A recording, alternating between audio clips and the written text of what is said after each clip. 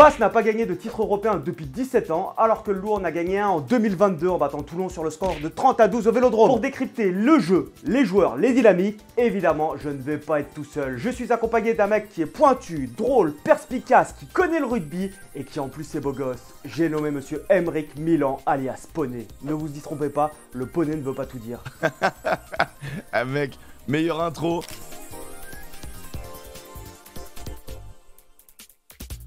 Ce match sera arbitré par une fille qui est Davidson, une écossaise, et c'est la première fois qu'une finale va être arbitrée par une femme. Elle a été juge de touche pendant le tournoi de destination, mais sinon j'ai pas plus d'infos sur elle. Est-ce que toi qui suis un petit peu plus le rugby, t'as des trucs? Bah c'est la meilleure arbitre féminine du moment. Ça devient la figure, la star de l'arbitrage féminin et c'est très bien. Elle a arbitré pendant le 6 Nations comme tu l'as dit. Elle a arbitré pendant la Champions Cup et là lui filer une finale, bah c'est une belle reconnaissance je trouve. Elle le mérite parce que moi j'aime bien son arbitrage personnellement. Alors évidemment on va parler prono avec une Yvette. Il y a une cote de tueur et t'as moyen d'en profiter. Pour cette finale de Challenge Cup entre Basse et le Loup, franchement je ne vais pas chercher les cotes compliquées. Sur ce match là je vais à l'essentiel. La cote de Basse qui est première chip, elle est à 1,18. Elle est éclatée au sol. Franchement, tu mises 10 balles, tu gagnes 1,18€. Ouh, même pas de quoi payer une chocolatine. Par contre, côté Loup, elle est juste énorme. 4,55. Le Loup, ils ont perdu à domicile contre Pau. Là, ils viennent de perdre contre le Stade Français. Autant te dire que la qualif en top 14 pour les 6, à mon avis, c'est râpé. Ils ont que ce match-là pour sauver leur saison. Et là, t'as une cote à 4,55. Et franchement, sur une finale, même si sur le papier, Basse est peut-être au-dessus, et encore, je suis pas sûr, hein, vous allez le voir dans la vidéo, tout peut arriver. Parce que Lyon, ils sont quand même montés en puissance sur toute la saison. Mais vraiment, tu vois, l'arrivée de Guézal, elle a tout changé. Et la cote à 4,10, waouh, jackpot. Les bookmakers, quand ils font leur pari, évidemment, ils se basent uniquement sur les statistiques. Mais ce qu'ils oublient en fait, c'est le cœur des hommes et c'est ce qui se passe quand tu joues une finale.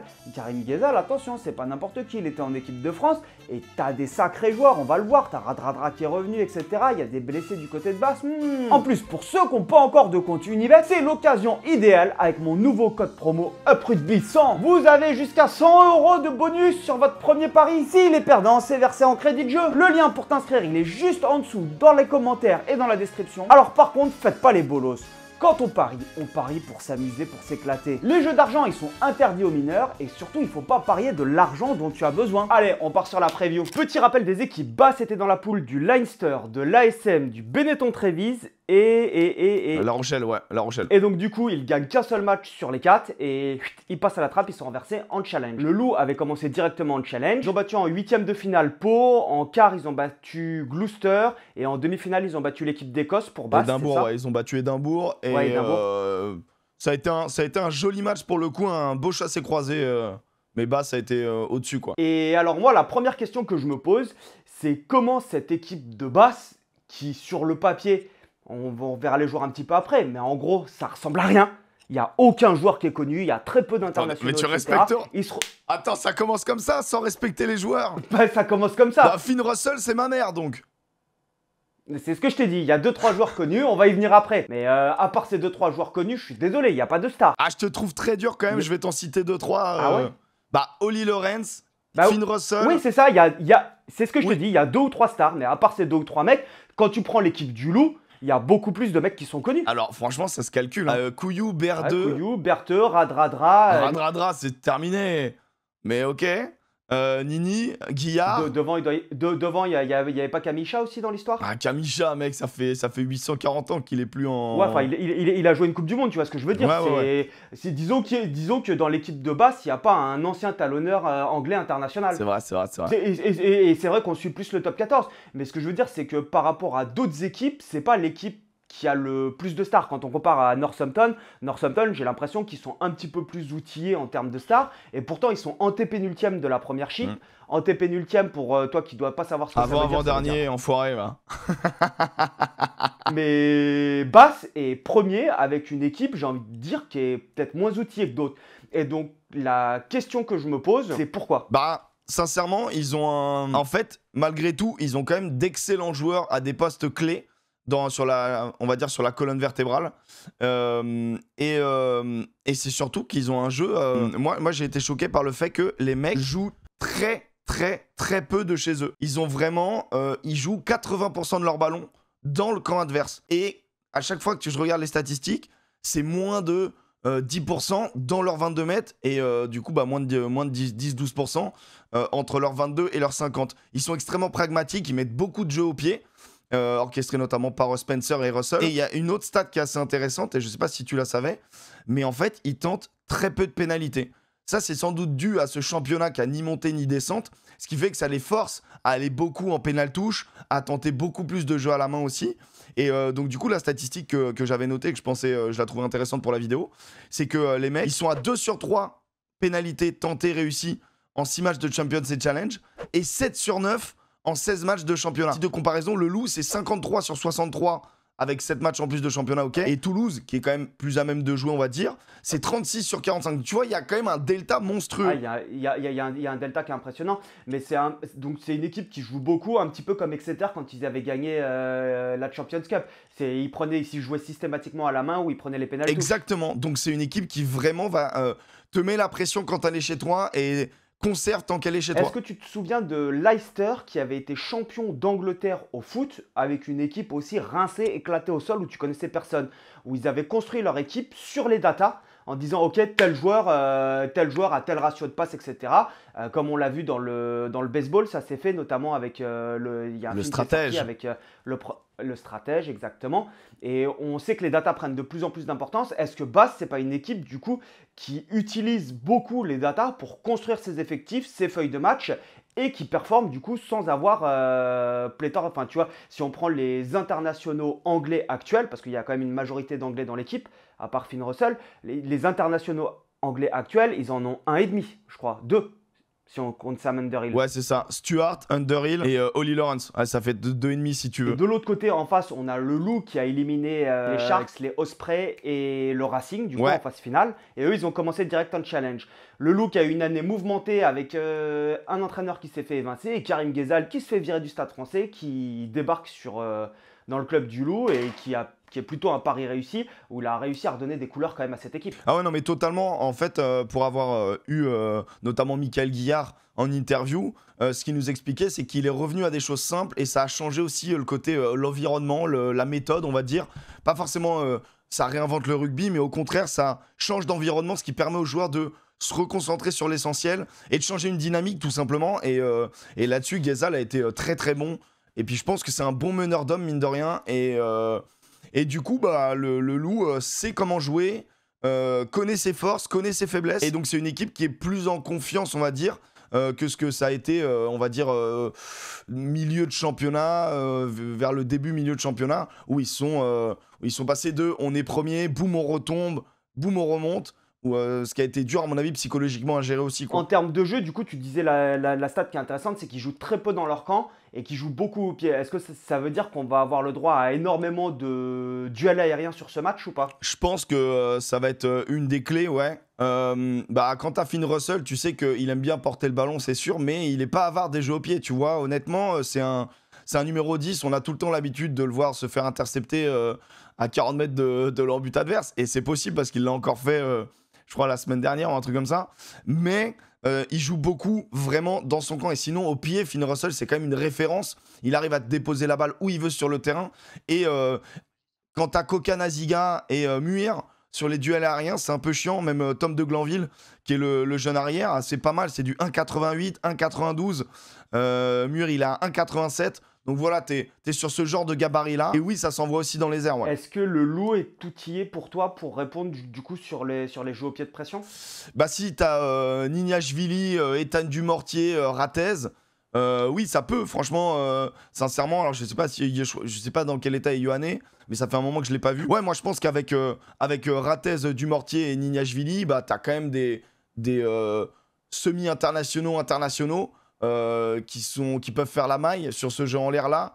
Et donc ouais, moi je pense que là-dessus ils ont du répondant vraiment. Et en termes de conquête, j'ai vachement de mal à situer le Loup, sachant que Karim Ghezal c'est quand même le mec, l'entraîneur de la touche du 15 de France, qui fait qu'on a été très performant en touche pendant longtemps. Il est très reconnu, je crois, par les entraîneurs des Allemands pour ses compétences en touche. Quand on passe de l'équipe d'une sélection nationale comme ça à un club, est-ce que tu penses que il va réussir à trouver les clés pour déstabiliser cette équipe de base qui, quand tu regardes les scores, en première chip, tu as l'impression qu'ils mettent des volets quasiment à tout le monde. Ils te mettent des 50 points quasiment à tous les matchs. Alors ça, c'est une autre stat de base, c'est que le point de bonus en Angleterre, il est de 4 essais marqués. Ils sont à 13 victoires, je crois que c'est 13 victoires, 3 défaites. C'est 13 points de bonus offensifs. C'est-à-dire que les mecs, en gros, vraiment, ils plantent. Mais encore une fois, un championnat sans descente qui te permet aussi, un peu à l'image du Super Rugby, d'avoir des envolées au score. D'être plus ambitieux. Voilà, plus d'ambition. En tout cas, un jeu un peu plus débridé, on va dire. Moi, je pense que c'est à la fois une force et une faiblesse. C'est-à-dire que ça attaque très bien, mais du coup, ça défend très mal. En tout cas, ça prend quand même aussi beaucoup de points, tu vois. Face à une équipe française qui est habituée à ferrailler. Donc, du coup, là-dessus, je sais que c'est un point fort de Basse. Vraiment, il pilonne un Underhill là, qui est de retour de blessure. Il est monstrueux depuis son retour. Il plante à chaque match. Honnêtement, devant...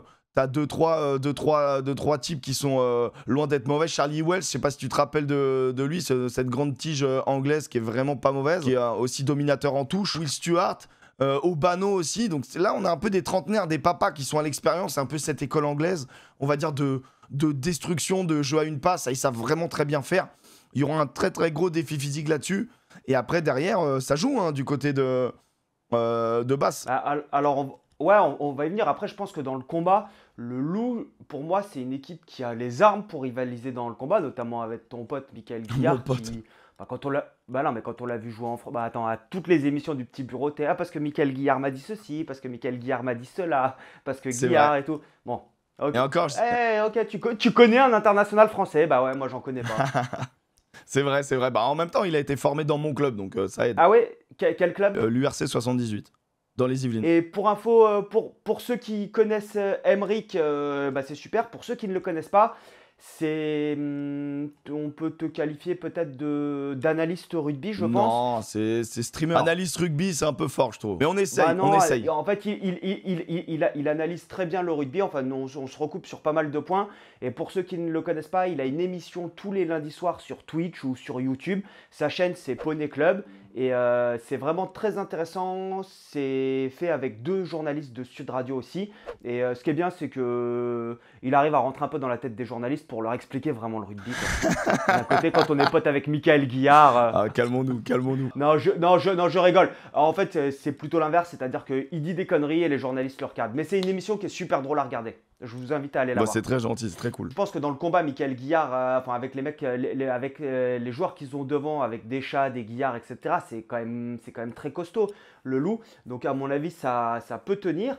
Mais moi, ce qui m'inquiète plus, c'est sur le pragmatisme anglais. Le Loup va réussir à inverser la tendance pour déstructurer ce jeu anglais qui aime bien être rodé. Je pense que la clé, ça va être répondre aux défis physiques, border ruck à 10 mètres, jeu à une passe. Et oui, je pense qu'ils ont les armes pour les concasser. Honnêtement, Michael Guillard, on l'a cité, mais Théo Williams, qui à mon avis sera peut-être du voyage en Nouvelle-Zélande, c'est vraiment un jeune joueur exceptionnel.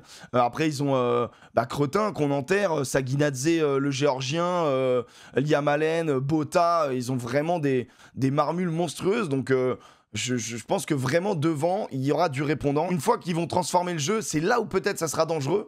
Parce qu'on sait que Spencer, c'est pas nul, c'est mid, mais c'est pas nul. Juste pour info, Ben Spencer, c'est le numéro 9 qui joue à la charnière avec Finn Russell. Donc Finn Russell, tout le monde le connaît, excellent animateur, c'est un danger, c'est un facteur X. Et pour le coup, Ben Spencer, c'est le joker, c'est pile ou face. C'est-à-dire que c'est un Anglais qui a été international, mais qui n'a jamais réussi à percer au niveau international. Il est vieux, maintenant il a 32 ans, mais pourtant il a joué contre la Nouvelle-Zélande et l'Australie au test d'automne avec l'Angleterre. À chaque fois qu'il joue, en fait, soit il va faire des matchs qui sont excellents, soit il va faire des matchs qui sont éclatés au sol. Et donc du coup, c'est vraiment ce qu'on lui reproche, c'est son manque de régularité. Et donc je pense que l'état de forme de Ben Spencer va être prédominant dans la capacité de Basse à attaquer. Si tu as un 9 qui survole tout, etc., évidemment, ça va être plus facile. Si en revanche, il est dans un mauvais joueur qui te rate ses jeux au pied, qui les met trop longs, direct en touche, qui n'est pas propre sur ses passes, ça va être plus compliqué pour Finn Russell de s'exprimer. Non, mais c'est évident. Après, Ben Spencer, je pense qu'il a quand même l'expérience de ce genre de match. C'est lui qui joue vraiment les matchs importants. C'est lui qui a joué les demi-finales, quarts de finale. Mais t'as raison, c'est pas c'est pas Couillou, hein, clairement. C'est un neuf qui pèse beaucoup moins. Couillou, c'est 10 essais cette saison déjà. Ouais. Couillou, c'est un facteur X à Lyon. À Lyon, Totalement. t'as l'impression qu'il te fait la différence tout seul. Enfin, il y a pas mal de matchs où j'ai l'impression qu'il le fait basculer. Totalement, t'as un neuf qui. Mais tu vois, c'est à peu près le même profil quand tu le décris. C'est Couillou, finalement, c'est un très bon neuf, mais qui a pas réussi à s'imposer non plus en équipe de France. Ouais, il y a pas Dupont non plus en équipe d'Angleterre. Non, mais mec, ça n'a rien à voir. Mais on va pas rentrer dans ce débat. Qui est plus fort, c'est Dupont ou Faf de Clerc? Ah non, le nouveau débat, je sais pas si t'es au courant, c'est qui est plus fort, Gibson Park ou Antoine Dupont? Ah oui, j'ai vu passer, mais c'est Antoine Dupont. Désolé, Gibson Park, moi je suis pas fan. Déjà, en fait, quand t'échauffes comme ça, c'est que t'es dopé. Waouh. Oh, je me suis mis Ah, à c'est dos génial. un quart à peu près de la population rugby qui a plus de 25 ans qui commence ça. à avoir la calvitie. Mais après, le reste, ils sont totalement d'accord avec toi, ils sont contents de cette vanne, donc c'est nickel. Pour revenir sur un truc, Alex Mitchell, il éclate Gibson Park. Désolé. Je t'écoutais parler en disant que Alex Mitchell n'était pas invité dans 13 clubs sur 14 de top 14. Bah non, Alex Mitchell, il est trop fort. Bon, je clôt le débat avant d'ouvrir la parenthèse. Alex Mitchell, c'est 60% en défense. Alex Mitchell, allez, 50% de son jeu, c'est des box kicks qu'il maîtrise. Alex Mitchell, ça ne pèse pas autour des rucks. Alex Mitchell, c'est du coup un numéro 9 qui fait pas spécialement bien jouer son équipe, mais qui, sur un monoplan de jeu basique, peut sortir très bon. Mais je trouve que... Comme je vous avais prévenu, c'est quelqu'un qui est très intelligent, perspicace. Il a des analyses qui sont éclatées. Heureusement que dans son émission, il y a des journalistes qui le ramènent à la réalité. Là, je ne vais pas lui faire ce plaisir parce que sinon, on peut le laisser parler pendant longtemps. Il peut nous parler notamment du demi de mêlée de Castres qui, pour lui, devrait être en équipe de France. Mais non, mais laisse-moi tranquille. C'est Santi Arata. Je dis juste que moi, j'aime beaucoup Santi Arata et j'ai le droit de bien... Moi aussi. Non, vraiment, moi aussi, je l'aime beaucoup. Mais là, c'est vrai qu'il a de la concurrence à Castres. Fernandez, très fort cette saison. Mais c'est pas le débat. Une des clés pour moi aussi, ça va être de réussir à... Mais comme souvent quand tu joues Finn Russell, ça va être de réussir à faire sortir Finn Russell de son match, ce qui n'est en soi pas possible parce qu'il est capable de te faire une grosse bouse et derrière d'avoir une action déterminante. Mais du coup, peut-être plus réussir à le cadenasser en lui laissant le... Il va venir défier la défense, tu peux pas l'empêcher de faire ça, mais du coup en essayant de contrôler le danger qu'il va apporter sur la ligne d'avantage. Et ça, c'est la question que je me pose. Comment est-ce qu'ils vont faire? Est-ce qu'ils vont défendre en homme contre homme face à lui, c'est-à-dire que tu vas avoir Berdeux qui va rester en homme contre homme, ou est-ce qu'ils vont missionner deux mecs qui vont en fait le cintrer en permanence, pas forcément se jeter, mais le contrôler de manière à l'empêcher de venir faire ses fameux offloads quand il prend la ligne d'avantage. Tout le monde voit ces images de Finn Russell qui a le ballon et qui au dernier moment ramène son ballon, passe entre deux mecs et te ressort en chistera ou fait vivre le ballon. Et ça, c'est là où il est facteur X en fait. Finn Russell, ce qui est exceptionnel, c'est quand tu regardes cet homme, il y a toujours des gestes parasites. Tout le temps. Fin de passe, tout le temps. Il est tout le temps en mouvement avec le ballon, il est tout le temps en train d'envoyer des signaux. Et c'est un bonheur à regarder. Alors peut-être que des fois il se perd lui-même. Moi je trouve que c'est un joueur qui est formidable et j'adore regarder. Mais ouais, comme tu dis, c'est un véritable joueur à cadenasser. Il a un relais quand même dans cette ligne de trois quarts, qui est un joueur que j'aime bien, qui est un joueur écosso-anglais mais qui a décidé de choisir la bonne nationalité et donc il joue pour l'Écosse. C'est Cameron Redpath, qui est un centre un peu 5-8e. Il peut faire 10, 12, 13. Il est pas mal utilisé 12-13 bien évidemment parce qu'il y a Finn Russell, mais c'est aussi un joueur très intelligent. C'est un jeune joueur. Moi, je pensais qu'il allait un peu plus percer. Mais bon, quand tu as Tupolutu et Hugh Jones, c'est un peu plus compliqué. Dans cette équipe, ça matche bien. Oli Lorenz, pour info, ouais, c'est ça, il est blessé. Il s'est blessé au tendon d'Achille contre l'Italie pendant le tournoi de destination. Et ça, c'est un des grands absents du coup côté Basse. Exactement. Alors ça, c'est vraiment une très bonne nouvelle, on va dire, pour Basse. Même si, bon voilà, on souhaite jamais la blessure de quelqu'un, mais il n'est pas là. Ouais, pardon, pour le loup. Non, il le déteste et tout, c'est une très bonne nouvelle pour le loup, en effet, ouais. Est-ce que la météo, pour toi, va jouer un rôle prépondérant dans la façon dont les deux équipes jouent? Parce que le loup, alors ils ont un système de jeu comme toutes les équipes, etc. Mais j'ai du mal à visualiser des singularités, si je puis dire, dans leur façon de jouer. C'est-à-dire que j'ai l'impression qu'ils jouent comme beaucoup d'équipes de top 14, mais ils n'ont pas encore réussi à transformer le jeu, en fait, avec cette alternance, comme le fait l'UBB, comme le fait Toulouse, avec ce système de jeu et ces micro-attaques et surtout ces prises d'initiative et cette circulation qui est modifiée en temps réel chez les joueurs. J'ai l'impression qu'ils n'ont pas encore pris le pli là-dessus, alors que Karim Ghezal a toutes les compétences pour le faire, puisqu'il l'a mis en place avec l'équipe de France, et que c'est des choses qui mettent peut-être 1, 2 ou 3 saisons à se construire. C'est ce que Hugo Mola avait fait au stade toulousain. Est-ce que tu penses que sans avoir cette variation, cette alternance, comme peuvent l'avoir d'autres équipes à l'heure actuelle, ils sont en mesure de déstabiliser une équipe anglaise qui va être très pragmatique et évidemment très. Enfin, quand tu es première de. Quand t'es... Largement première de Premiership, ouais. Est-ce qu'ils vont réussir à trouver des clés dans le jeu structuré? Et s'ils ne trouvent pas de clés dans le jeu structuré, c'est quoi leurs options? En fait, pour moi, ils ont deux options. Il y a des choses qu'on voit, c'est que ils ont des X-Factors, comme on l'a cité tout à l'heure. Donc il y a Kouyou, mais il y a aussi David Nignashvili qui relance tout et qui est un malade. Et là-dessus, ils ont cette culture quand même de jeu dans le bordel, jeu dans le chaos, où ça relance beaucoup de derrière. Alors je sais qu'en face, il y a Tom de Glanville qui est un peu moins connu, qui est pas mauvais sinon non plus là-dedans, la belle chevelure anglaise, l'arrière de basse. Mais c'est quand même un autre niveau, David Nignashvili, qui sait quand même tout faire, qui sait mettre des coups de chausson aussi de 60 mètres. Donc je pense que quand tu as des X-Factors, en tout cas sur ces deux joueurs-là, on va garder que ces deux joueurs-là, Kouyou, Nini, ça peut break énormément les lignes et ça peut mettre le bazar. Et dans le bazar, je pense que le Loup a plus de joueurs, notamment devant pour suivre ce genre de bazar, etc. Donc moi, je les sens plus compétents là-dedans. Et puis le Loup, ces derniers temps, nous gratifie quand même de 2-3 combis en première main, avec notamment un Théo Millet, numéro 12 de cette équipe, qui, je serais pas surpris de le voir en Nouvelle-Zélande. Il avait été appelé dans le squad à la fin du 6 Nations, puisque bon, on est un peu pauvre en 12 et on cherche des bons 12. Et Théo Millet est vraiment impressionnant, ancien d'Oyonnax. Et du Stade français, il est passé par le Stade français en cadet. Et là, vraiment, moi je trouve, bon, ok, il a 27 ans, tu vois, donc il arrive à maturité, on va dire. Et je trouve qu'il fait une super saison au Loup, associé à Maracou ces derniers temps. C'était quelque chose, et cette paire de centres arrive à enchaîner en mettant des essais avec des timings délicieux. Donc je pense que honnêtement, il y a aussi de quoi transpirer du côté de la défense de Basse.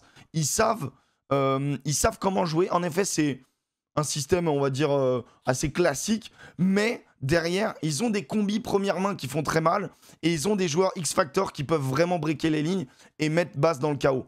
Donc moi, je vois vraiment le Loup plus supérieur à Basse actuellement. Sur la physionomie potentielle du match, pour toi, ça veut dire que Lyon va essayer de gagner ses drives à partir de lancement de jeu et sur des contre-attaques du champ profond. Exactement. Ou sur des contre-attaques à partir de ballons récupérés dans le R1.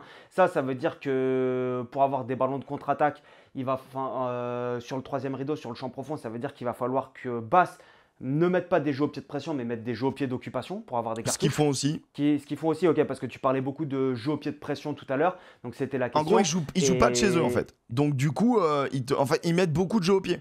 Pression, occupation, 50-22 et compagnie, quoi, tu vois. Finn Russell. Donc ça va être comme tous les matchs de rugby, mais encore plus là, une véritable guerre stratégique pour avoir les lancements sur les drives. Exactement. Question, si Basse mène à la mi-temps de 10 points, est-ce que le Loup est capable de renverser la tendance? C'est-à-dire qu'une fois que si Basse, qui est sur une dynamique ultra positive, arrive à prendre l'avantage, est-ce que le Loup aura les capacités de revenir dans le match, les capacités mentales, parce qu'on le sait, ils reviennent de très loin, mais c'est un groupe qui est en construction, c'est un groupe qui était avant-dernier, je crois, de top 14 quand Karim Ghezal arrive. Ils se reconstruisent, ils ont gagné des jolis matchs, ils ont fait des belles perfs, mais en revanche, ils en ont perdu aussi qui étaient largement à leur portée. Donc est-ce qu'ils auront le mental, s'ils sont menés, de s'accrocher pour aller jusqu'au bout? Je peux te dire qu'en interne là-bas, c'est une compétition qui est cochée.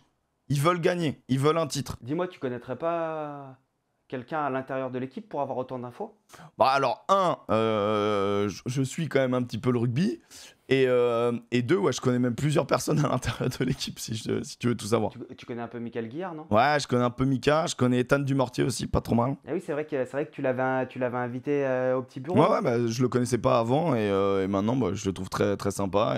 Et il est de retour en forme et j'en suis très heureux. Ouais, il est de retour en forme parce que ça n'a pas été facile pour lui. Moi, je trouve qu'il avait fait des très bonnes performances dans le 6 Nations dans lequel il avait été invité. C'était en 2023, ouais, l'année de la Coupe du Monde. Et derrière, en fait, il n'a pas été retenu pour la Coupe du Monde parce qu'il y a Louis Bielbiarré qui est arrivé. Mais en même temps, la saison suivante, il s'est fait les croisés, si je ne me trompe pas. Et donc, du coup, gros passage à vide, c'est ça? En fait, il a perdu du coup en vitesse. Mais je pense que ce qui est assez logique, il a perdu... je pense que mentalement, tu prends un coup sur la carafe quand tu fais partie du groupe qui n'est pas pris pour faire cette Coupe du Monde chez toi. Je pense que c'est très dur. Après, ouais, il a subi l'éclosion de Louis Bielbiarré. Et donc, derrière, il a eu des performances qui étaient moyennes. Et ensuite, ouais, il s'est blessé récemment. Et là, pendant sa phase de rééducation, il a fait un peu comme Ntamak. Tu vois, il a pris 5 ou 6 kilos. Mais il court toujours aussi vite. bon, ça s'est épaissi un peu, quoi. Pour toi, le Loup est capable de renverser la tendance, même s'ils sont menés de 10 points. Ouais, et de toute manière, il faut qu'ils aient ça en tête, puisque Basse, c'est une équipe qui, justement, peut te mettre des grosses séquences, peut en prendre beaucoup, peut en remettre beaucoup, peut en prendre beaucoup. C'est une équipe qui lâche rien, parce que c'est ce qu'elle vit dans son championnat, où il n'y a pas de calcul quasiment.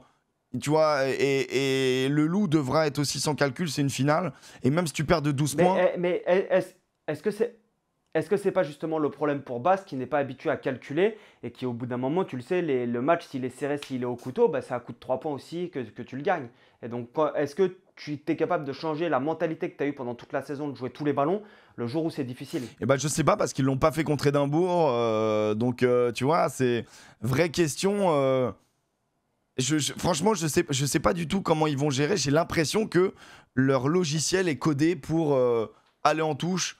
Et tu sais, se rassurer sur ce que tu as fait toute la saison, en fait. Ne pas changer en finale, quoi. Quand ils battent le Racing. Ouais. Petit rappel, si vous voulez faire marcher la chaîne, je vous le dis, c'est les collabs qui marchent. Et donc, n'hésitez pas à cliquer sur le lien pour aller voir Unibet. Remerciez Emric Poney Club et allez vous abonner à sa chaîne, notamment surtout, je vous dis, l'émission du lundi, même s'il m'invite jamais à y participer. Et bah, elle est quand même chouette. Alors, ça manque du coup un peu de compétences, mais quelle horreur. Franchement, c'est super agréable. En plus, il commence à avoir, à chaque fois, il y a 1500 ou 2000 personnes sur chaque émission.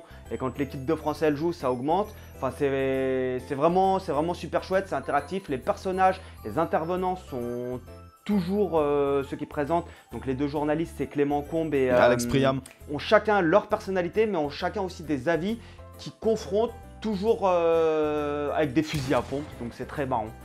Bon bah c'est très gentil, mais en plus t'es un salaud parce que t'as déjà participé à cette émission pour le coup. Ouais, mais alors j'ai participé à cette émission alors que je la regardais pas souvent et que genre je comprenais rien à ce qui se passait avec le bus et tout, je savais pas qu'il fallait préparer. Moi j'étais invité, je dis ok, j'essaye de faire marcher la caméra, j'arrivais à moitié comme aujourd'hui. Et... Toi on te demande juste la technique, déjà ça te prend un temps fou. Voilà, donc voilà, moi j'ai pas envie de te perturber dans ta vie, t'as une caméra à brancher, un micro à brancher, c'est déjà compliqué pour toi donc... Y'a pas de problème. C'est pour ça qu'on t'aime aussi, mon charme. Un gros merci pour Emric et puis on se revoit bientôt. Topette ? Topette l'ami.